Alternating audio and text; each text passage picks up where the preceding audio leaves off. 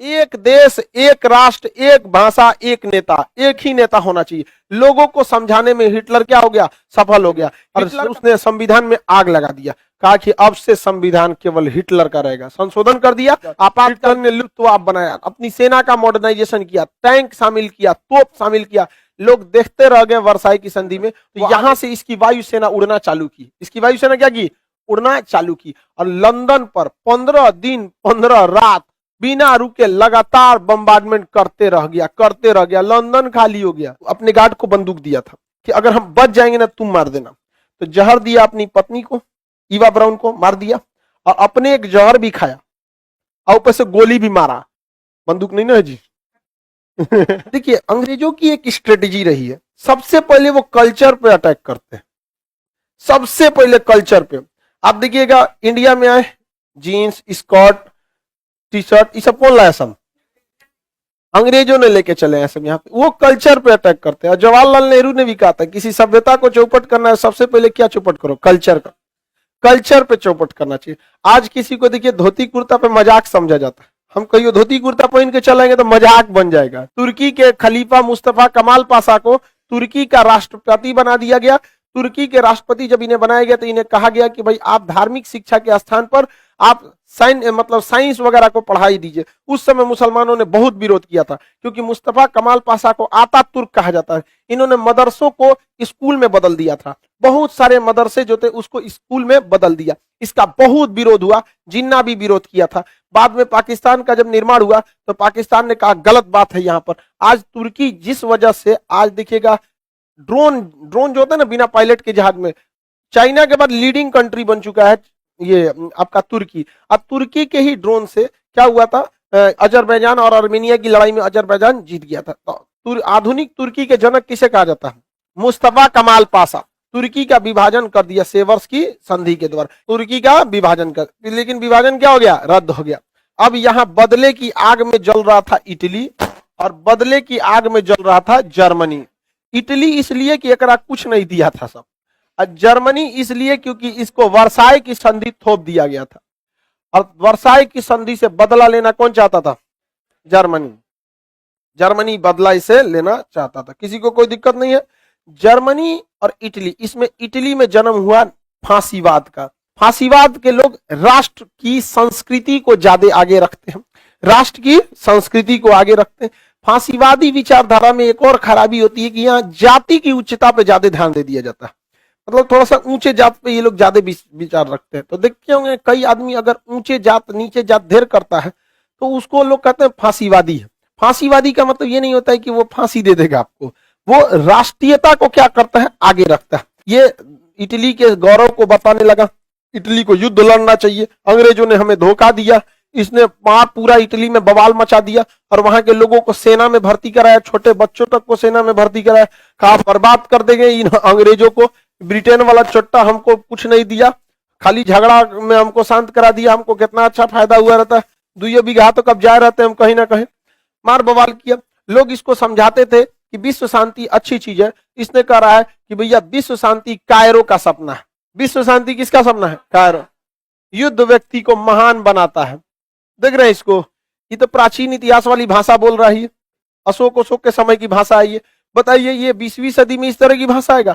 इसने कहा कि जिस पुरुष ने जीवन में युद्ध नहीं लड़ा वो बांझ महिला के समान है। ये कॉपी कर रहा था किसका, हिटलर का, जबकि इसी के बगल में था हिटलर। हिटलर नाजीवाद का जनक था, हिटलर नाजीवाद। वो एक कुशल सैनिक शासक, मतलब कुशल सैनिक लीडर था हिटलर। वो अपने से देश के मतलब राजा का तख्ता पलट करना चाहता था, सरकार का तख्ता पलट करना चाहता था, लेकिन तख्ता पलट करने से में वो क्या हो गया, असफल हो गया और उसे पकड़कर जेल में डाल दिया गया।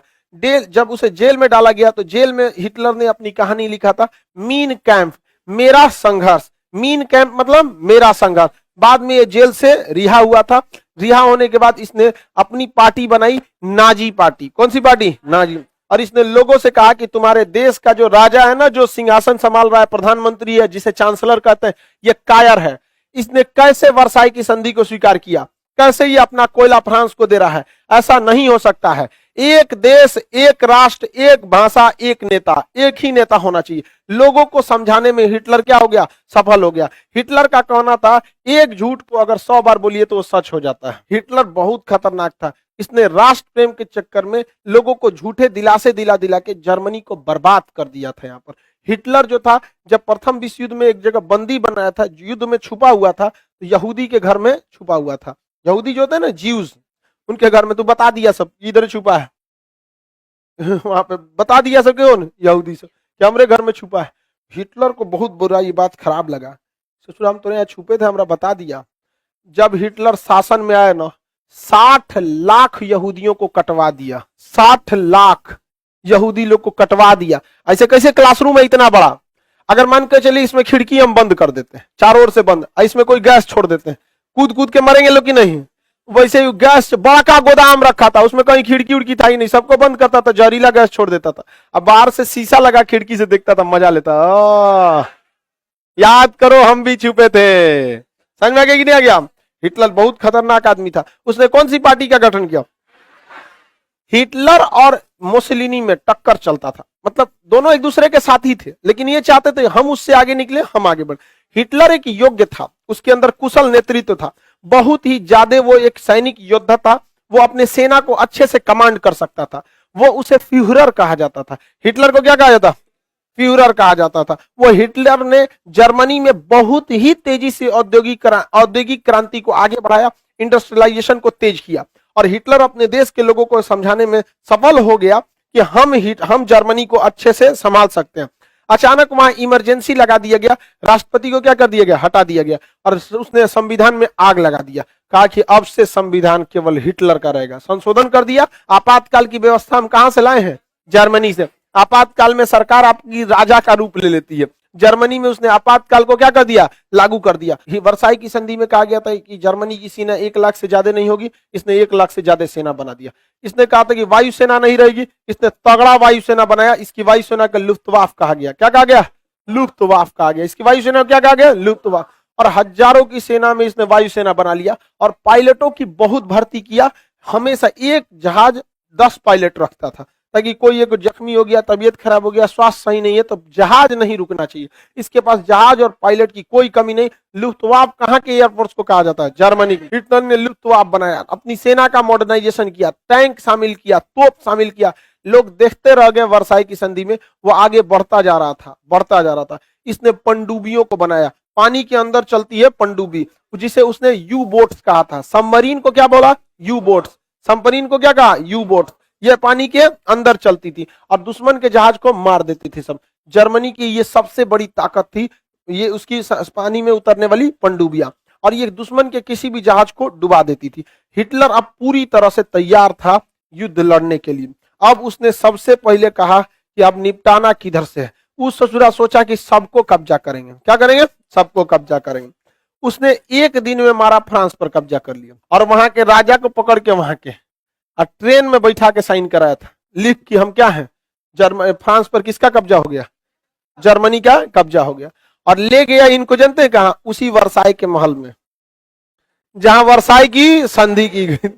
वर्साई की संधि में ले गया इनको, पकड़ के बैठाया, कहा कि लिख जितना कोयला ले गया है 10% ब्याज जोड़ के वापस करेगा। जितना तुमको मारने में खर्चा लगा है फ्रांस वापस देगा। पूरा वर्साई की संधि का बदला लिया कौन, हिटलर। और जब मारा इनको न, तो इनको बचाने आया था इंग्लैंड। इंग्लैंड की सेना को यहाँ नारमंडी नामक जगह पे घेर लिया।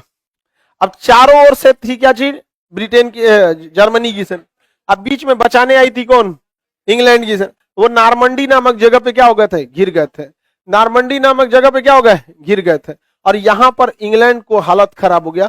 उसके वहां लगभग 50,000 सोल्जर फंसे हुए थे, इनको निकालना नामुमकिन हो गया था। अब इंग्लैंड क्या करे यहाँ पर, और यहां से जर्मनी की वायुसेना लगातार इस पर क्या कर रही थी, हमला। अब तक ये केवल नॉर्मल ही चल रहा था। जर्मनी ने सोचा था कि हम लोग इस पे कब्जा कर लेंगे, फ्रांस किस पर, ब्रिटेन पर। तो यहां से इसकी वायुसेना उड़ना चालू की। इसकी वायुसेना क्या की, उड़ना चालू की, और लंदन पर 15 दिन 15 रात बिना रुके लगातार बम्बार्डमेंट करते रह गया। लंदन खाली हो गया। इतना बम मारा जिसका कोई हद नहीं। इंग्लैंड, लेकिन यहां एक तो गलती हो गया था, समझिए क्या। इधर इंग्लैंड की वायुसेना जर्मनी में बम गिराती थी, जर्मनी की वायुसेना इंग्लैंड में बम गिराती थी। जर्मनी के पास पायलट्स ज्यादा थे, दोनों के पास जहाज सेम थे, लेकिन ब्रिटेन के पास पायलट कम थे। इसके पास पायलट ज्यादा थे, जहाज दोनों के पास जहाज सेम थे, उसके पायलट कम थे। इसके पायलट एक आराम करता था, दूसरा उठता था, दूसरा हमेशा बम गिराते रहता था, उसके पायलट कम था। द्वितीय विश्व युद्ध में एक एक पायलट बिना सोए 2-2 दिन तक जहाज उड़ाया है।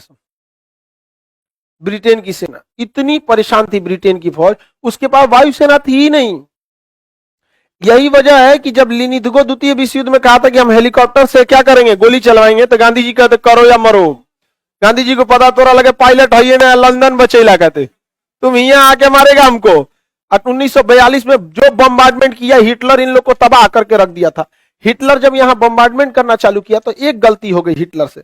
हिटलर ने कुछ रेसिडेंशियल एरिया जहां पर मतलब फौज नहीं रहती, आम पब्लिक रहती है, वहां बम गिरा दिया, जिससे इंग्लैंड की वायुसेना आके हिटलर के रेसिडेंशियल एरिया में क्या कर दी, बम गिरा दी।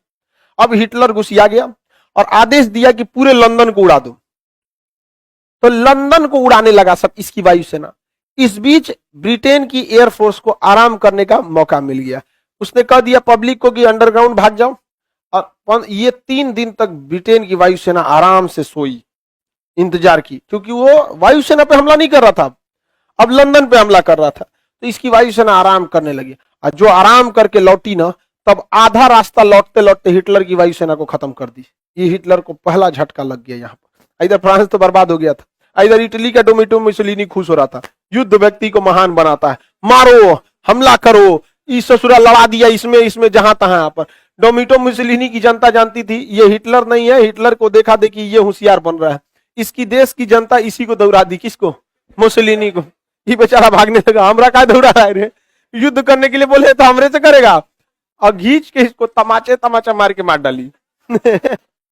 डोमिटो मुसोलिनी को कोई विदेशी नहीं मारा है, उसी की देश की जनता उसको तमाचा मार के क्या कर दिए, मार दिए।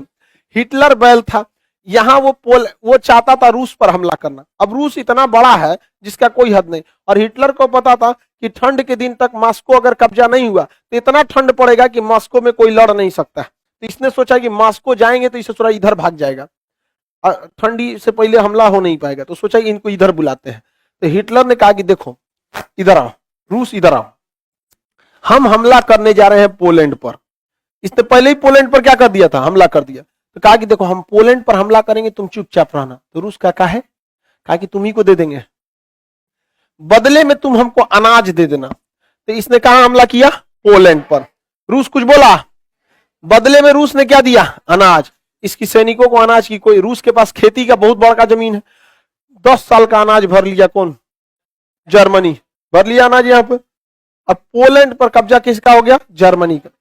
जर्मनी ने कहा रूस को कि देख भाई तुम सब लोग यहीं आ जाओ, लोग इसको कब्जा करो, जरूरी है, भाग जाएगा तब। बकलोलवा रूस चल आया यहाँ पर, 30 लाख सैनिक रूस के मरा है प्रथम विश्व युद्ध में।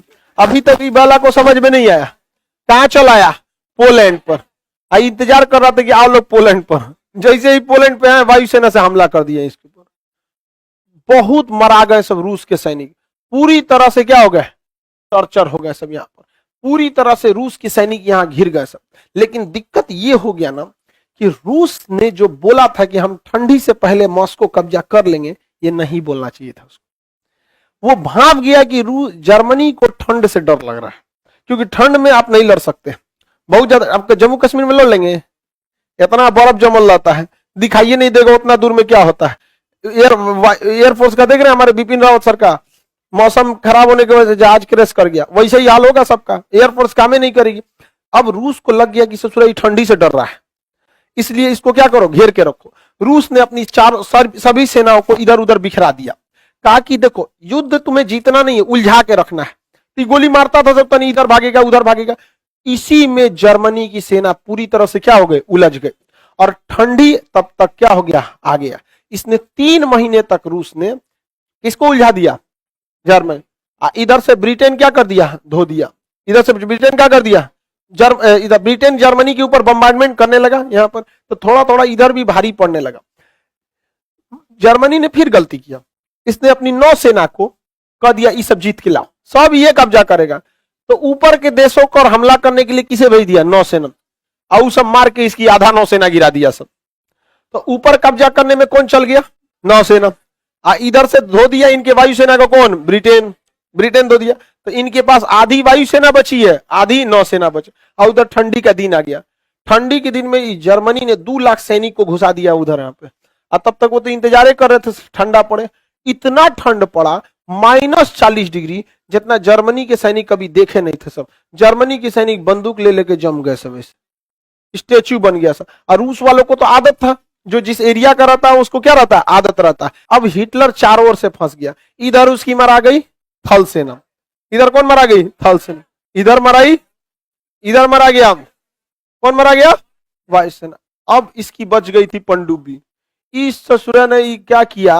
अमेरिका के ऊपर बम गिरा दिया जापान जाके। अमेरिका का एक द्वीप है हवाई द्वीप। कौन द्वीप है? हवाई द्वीप। यहां अमेरिकी की नौसेना थी और अमेरिका का नौसेना का केंद्र था पर्ल हार्बर। क्या नाम था? Pearl Harbor. पर्ल हार्बर पर अमेरिकी नौसेना का सबसे बड़ा अड्डा था। उतना बड़ा नौसेना का अड्डा आज भी भारत के पास नहीं है। पर्ल हार्बर पे इतना भयानक अड्डा था वहां पे। उसकी नौसेना, पनडुब्बी, पानी वाली जहाज, 40 ठो पानी वाली जहाज थी, सब डिस्ट्रॉयर थे सब। भारत के पास आज भी 40 गो नहीं है। उसके पास इतनी ज्यादा थी सब। जापान ने देखा कि बहुत आगे निकल जाएगा, तो जापान के रक्षा विशेषज्ञों ने कहा कि अभी जापान के पास जितनी नौसेना है उतनी ही नौसेना किसके पास है? अमेरिका के पास। तो हम आगे बढ़ने के लिए यही रास्ता है कि हम अपनी नौसेना को तेजी से आगे बढ़ाएं और उसके ऊपर पहले बम मार दे। करेगा कौन चीज? अचानक मार देते हैं। जर्मनी में और इटली, जापान में दोस्ती था। इसने किसको बोला?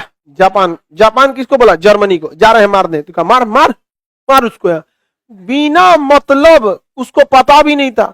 सुबह 7 बजे आए सब, पानी वाला एयरक्राफ्ट कैरियर लेके, उसके ऊपर 200 जहाज लेके आए थे सब। 7 बजे अचानक हमला किए सब, 10 बजे तक निपटा के चल दिया सब। पूरी नौसेना तबाह हो गई। उसकी नौसेना को इन्होंने 20 साल पीछे ढकेल दिया था। अमेरिका तबाह हो गया। कहा काहे मारा है? क्या कर लोगे तुम?